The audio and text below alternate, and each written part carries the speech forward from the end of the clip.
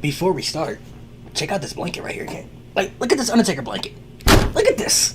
What a masterpiece. What's going on, everybody? Snarkolepsy Boy 94 here, aka Malik. Today we're back again doing another tier list ranking. Today we're doing WrestleMania main events, every single WrestleMania main event in the last 10 years. But before we start this video, make sure you hit that subscribe button, man. Share this video as well. And if you have suggestions of tier list rankings you want me to do wrestling related, leave them in the comment section below. Hopefully you guys will agree. Some may disagree, and that's totally fine. But I'm going to rank these based off of where I believe every match should be on this tier list. So let's not waste any more time, man. Let's get into it. Every single WrestleMania main event in order in the last 10 years. So we're starting with the WrestleMania main event 10 years ago. And it's crazy to think this was 10 freaking years ago. The last WrestleMania main event that John Cena was in and The Rock was in. WrestleMania 29, this was their second match, second in a lifetime, you know, twice in a lifetime as they call it. Their first match was definitely better than the second match. The second match was really kind of unnecessary. I'm one of those people that believe CM Punk should have been in the WrestleMania main event that year, but nonetheless, we had Rock versus Cena at WrestleMania 29.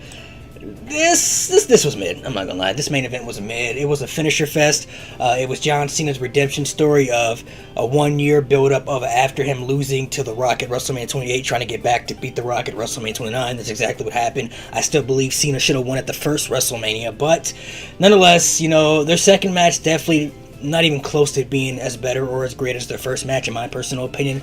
In this main event, it was just mid to me. It wasn't anything special. So now we move into WrestleMania 30. Batista, Randy Orton, and Daniel Bryan. It's crazy to think this was 9 years ago, man. 2014. Holy crap, man. Batista had just come back to wrestling. Daniel Bryan was the most popular guy in the company. Randy Orton was WWE World Heavyweight Champion. I think the best match on this show, personally, to me, was Triple H and Daniel Bryan, the opening match of this WrestleMania. I think that's one of the greatest opening WrestleMania matches of all time, and I thought that was the best match on the show. The triple threat match, though, was fire. I mean, Daniel Bryan, you know, for months and months was battling the Authority, getting screwed time and time again out of the championship, and finally getting that big moment on the grandest stage of them all, WrestleMania.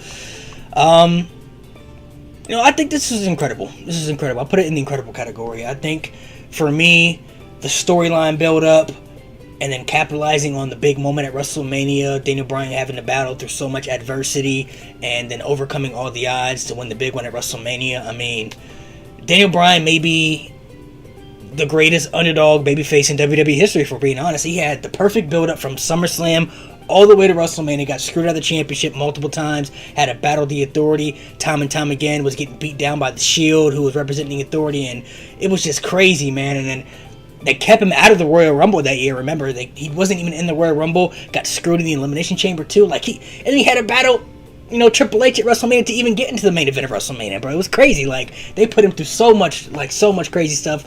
The story was incredible, and the match was fire too, man. So I'll put it in the incredible category. Next one, we have WrestleMania 31, Brock Lesnar versus Roman Reigns. You know, going into this match, I did not believe that Roman Reigns was ready to be in the WrestleMania main event yet. Like, the Shield had just broke up about a year before this match. Roman Reigns, I believe, had the potential to get there, but he just didn't feel like a WrestleMania main event guy yet. Especially going up against somebody like Brock around this time. Like, Brock, the year before, ended the streak, conquered Super Cena. Like, Brock felt damn near unbeatable. And then they had him go against Roman, and the fans were kind of starting to turn on Roman a little bit too. I kind of felt bad for him because they were positioning him as the next guy they wanted as the face of the WWE, and the people kind of saw that, and they were already instantly rejecting it. This match, though, I'm not gonna lie, it was a great main event, bro. It exceeded my expectations because I didn't really know what to expect. I didn't know how the match was gonna go. I didn't even know who was gonna win, to be honest. Like, Seth Rollins cashing in the heist of the century, you know, some people say it's the greatest Money in the Bank cash-in of all time. That was incredible. But the match that Brock and Roman had before that cash-in was physical. It was brutal. Like, they had me in this match. Going into this match, I was like, I don't really know how I feel about this. Like, Roman doesn't feel like a WrestleMania main event guy. I can't buy him beating Brock at this stage yet. And I don't see Brock losing either. I just didn't know what was going to happen. But man, Roman Reigns took a beating, and then he brought the fight back to Brock, and they had me, man. They had me. I'm not gonna lie. Like, this main event was pretty good. This still arguably may be the best Brock and Roman match too, if I'm being honest. It's up there. Like, The match I thought was really great, and then the cash in too, that's just icing on the cake. I mean, what a moment right there. So the next main event we have Triple H versus Roman Reigns at WrestleMania 32. We're going to be seeing Roman Reigns a lot in these WrestleMania main events, so be ready. Some of these were good, some of these were not good. This one to me was definitely trash. And I don't blame the performers. Triple H is great, Roman Reigns is great too.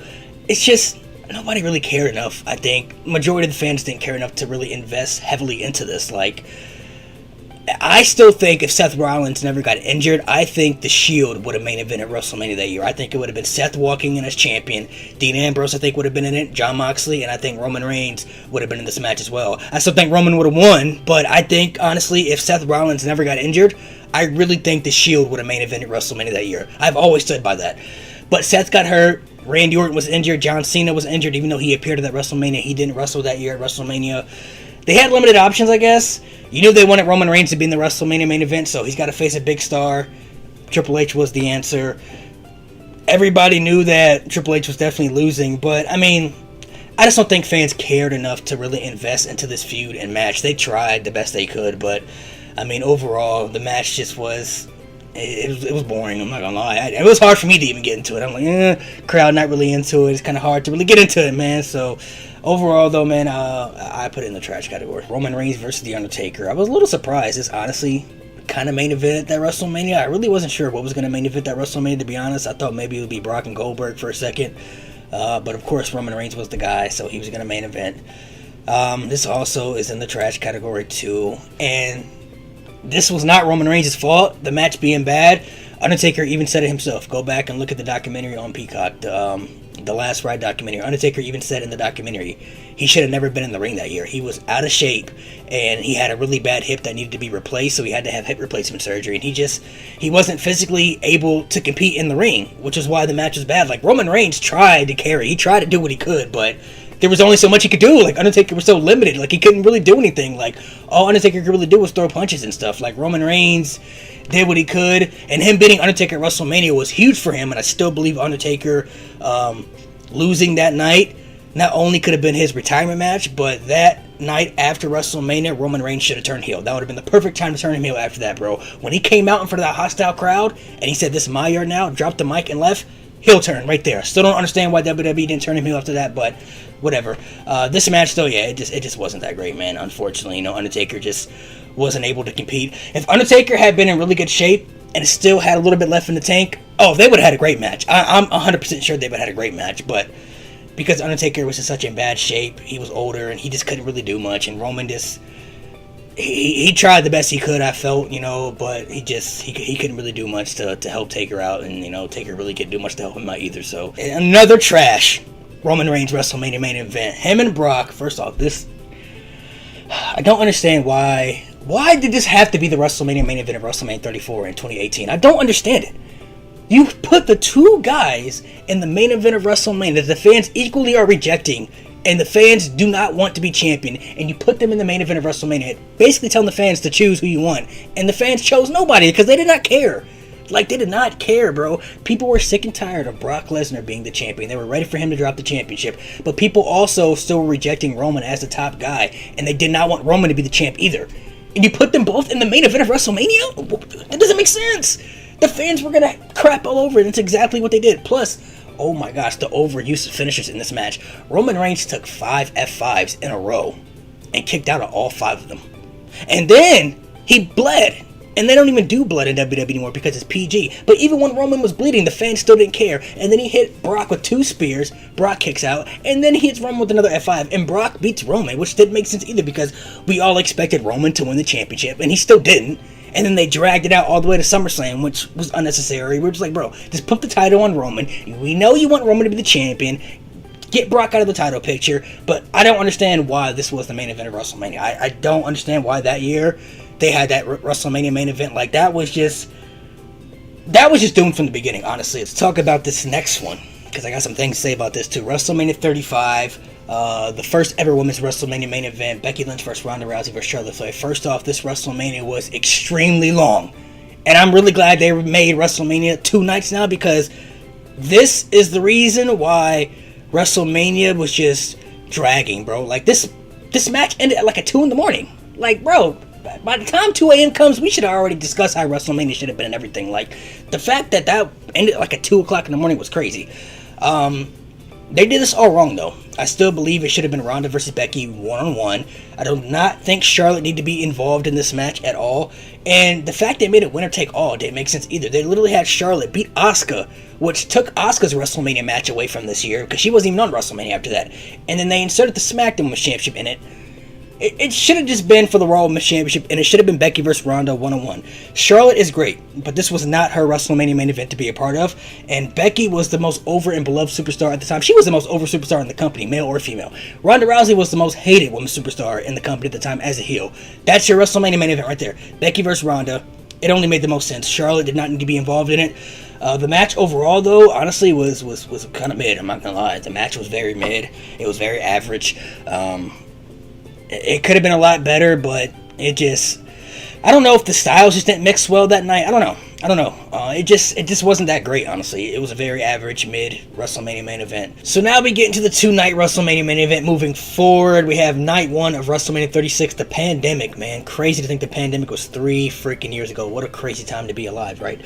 We have the Boneyard match, Undertaker versus AJ Styles. This definitely goes in the incredible category for me. This was the best cinematic match WWE did during the pandemic. The Firefly Funhouse was up there too, but this Boneyard match, the effects, the action was incredible, man. And I'm not upset this was the Undertaker's last match. I mean, Undertaker probably could have retired years before this, but for this to be his last match against an opponent like AJ Styles and to have the type of cinematic match they did was a masterpiece. And now we have night 2 of WrestleMania, Brock versus Drew McIntyre. This was mid. I'm going to put it in the mid category. I'm not going to put it in the trash category only because the match was short, got straight to the point.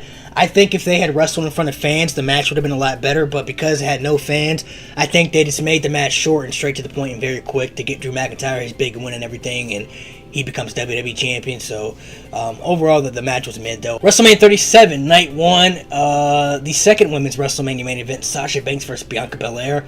This was incredible to me. I thoroughly enjoyed this main event of WrestleMania. I thought this was, so far, the best women's WrestleMania main event, and I thought they tore it down, man. They had a great match. The build-up was alright, was kind of cool, but, Bianca's first WrestleMania was in the main event. This helped solidify her and say, you know what, we're going to make her a star. You see where she's at now. So, the match, I got to put it incredible. So, now we head into the Night 2 WrestleMania 37 main event, the triple threat between Daniel Bryan, Edge, and Roman Reigns.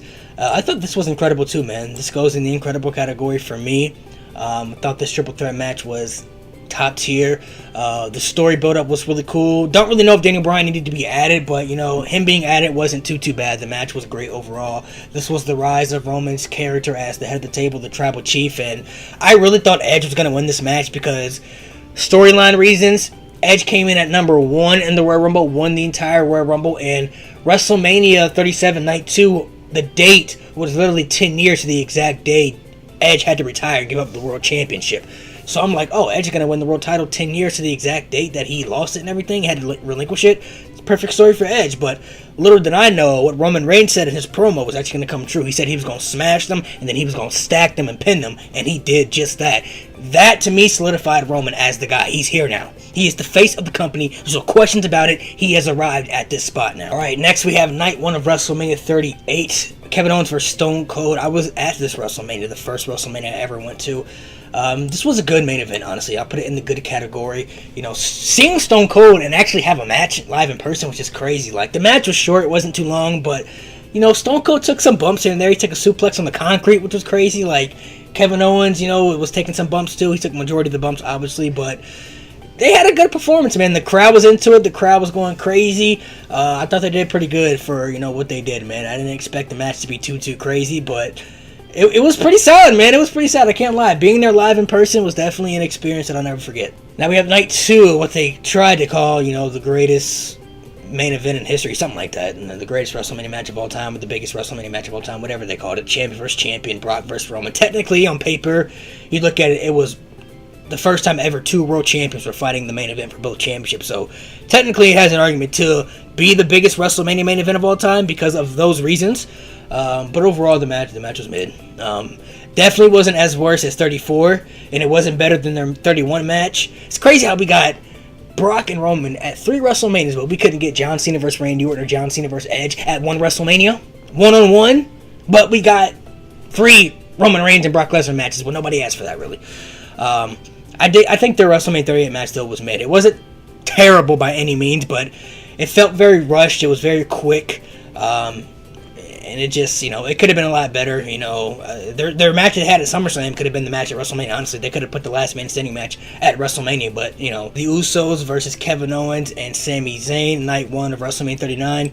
This was incredible. The atmosphere, the story build up, the energy, everything about this tag team match was so dope, yo. Like, the fact that we had the tag team titles main event WrestleMania shows you how much of importance the Bloodline storyline really was. And to see the competitors in this match and the match they put on was just top tier, yo. Like, the atmosphere, like I said, was crazy, and the pop when KO and Sammy won, man, the pop was insane, yo. Like, this was a great WrestleMania main event, man. A great way to end night 1. Roman Reigns versus Cody Rhodes. This, to me, was one of the most unpredictable WrestleMania main events. Probably, honestly, since Rock vs. Cena at WrestleMania 28, if I'm being honest. Like, this was so unpredictable. So many people thought Cody was going to win, but also people thought Roman was going to win. Like, I don't think there was a wrong answer for any outcome of this match. I was totally fine if Cody had won. I was totally fine if Roman had won. The Bloodline storyline has continued to progress. Great TV even after this match. It continued to get better as it is. So Roman winning, not a bad choice in my opinion. Cody, I still think he's going to finish the story. I still believe he's going to win the big one eventually. I think him and Roman are probably going to run it back next year at WrestleMania, and he'll beat Roman at WrestleMania 40. That's just my opinion. But the match, though, was incredible. I thought the match was definitely incredible. It was just the atmosphere, the energy, and the unpredictability behind it, man, just had your heart pounding. Like, what the freak is going to happen in this match? Well, there you have it. Here's my tier list ranking of the WrestleMania main events in the last 10 years. All the incredible matches that I have in the incredible category are the WrestleMania 30 main event between Randy Orton, Batista, and Daniel Bryan, the Boneyard match, Sasha Banks and Bianca Belair, the triple threat between Daniel Bryan, Roman Reigns, and Edge, the tag team match between the Usos, Kevin Owens, Sami Zayn, and Roman Reigns versus Cody Rhodes. The only match I have in the great category is Brock versus Roman at WrestleMania 31. This honestly probably could have touched the incredible category too, but I would put it in the great category for me. It was a great main event. And this, honestly, you know what? I take that back. I said before, this was the most unpredictable match since Brock and Roman at WrestleMania 31. Yeah, because I did not know who was going to win this match at all. Now that I'm thinking about it, yeah, so I take back the statement between Rock and Cena before. Cody and Roman was the most unpredictable WrestleMania main event since Roman and Brock at WrestleMania 31, because I honestly did not know what was going to happen in that match. I spoke about it before. I believe that Roman wasn't really a WrestleMania main event worthy guy at that time yet, and Brock had felt damn near so unbeatable. I really did not know what was going to go down, and Cody Rhodes had the perfect story to go to WrestleMania and beat Roman, who felt damn near unbeatable at this time because he hadn't been pinned yet since, he became the Tribal Chief. So the unpredictability behind it was just there for both matches for me. So great match overall for me for this one. Good, I have Stone Cold and Kevin Owens at WrestleMania 38. In the mid category, Cena versus Rock, WrestleMania 29. The triple threat, the first ever women's triple threat at WrestleMania, Brock versus Drew and Roman versus Brock at 38. In the trash category, I have Triple H versus Roman Reigns versus Undertaker, Brock Lesnar versus Roman Reigns. It sucks that Roman Reigns had 3 duds, 3 years in a row, but I don't blame him for these, though. It was just due to booking. Like, Roman versus Triple H, the majority of the fans, I don't think, really cared for that. Undertaker was just in bad health that year and couldn't really do much, and fans really did not care about this either, so it was just, doomed. It was just doomed from the beginning. Alright, everybody, well, that is my tier list ranking. Make sure you guys subscribe, hit this button if you enjoy wrestling content. This YouTube page is definitely for you, man. Hopefully you guys enjoy, and if you guys want me to do more tier lists in the future, definitely please let me know. If you got suggestions, leave it in the comment section. I'm open to anything.